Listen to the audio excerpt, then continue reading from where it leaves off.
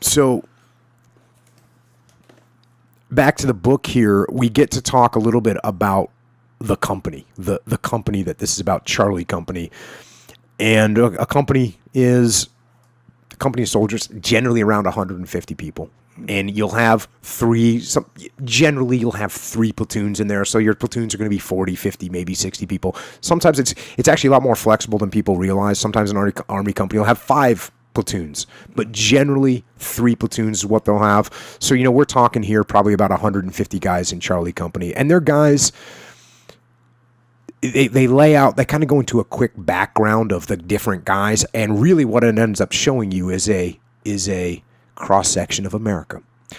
Some highlights, they got a guy named Fred Widmer from just north of Pittsburgh.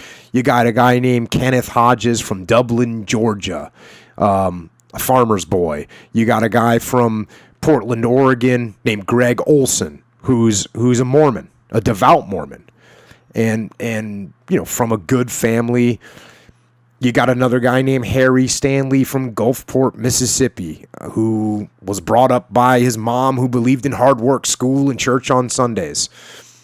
So you're looking at a fairly normal cross-section. Michael Bernhardt came from a middle-class Catholic family from Long Island.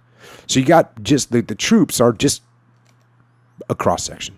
And then you get to one of the leaders in Calley Company, in charge of 2nd Platoon, and his name was William Laws Calley, Lieutenant Calley. And he's going to end up being the monster here. So back to the book. Who was Calley? In the early 70s, a small industry grew up trying to find the answer. Toilers at this trade looked for a monster, but all they found was a non-entity. A bland young man burdened, it seemed, with as much ordinariness as any single individual could bear, and almost too much of a conventional and commonplace to retain what is necessary for human identity. To the press, Calley was just about as average an American as ever came out of the nondescript middle-class streets of Miami. He could be any young American. He was the quiet American. It was noted with astonishment that he emerged from a background which most would regard as coming close to the American ideal. Elsewhere, it was said that his life could have been lifted from the cover drawing of the old Saturday Evening Post. His averageness had made him so invisible at one college he attended that all anyone could remember about him was that he paid his rent regularly. The many who combed through his life found no shred of deviance, nor even a single distinctive feature other than his height, 5'4", 5 feet 4 inches. He'd come from a stable family. He'd been neither particularly popular or unpopular. He had no particular talents and few, if any, enthusiasms. Water skiing was the closest he ever got to violence.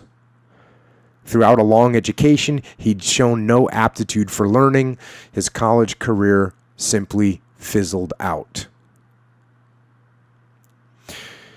And that's one of the things. I mean, you can see this guy just is white, blank white bread, just plain. And that's what they find about him.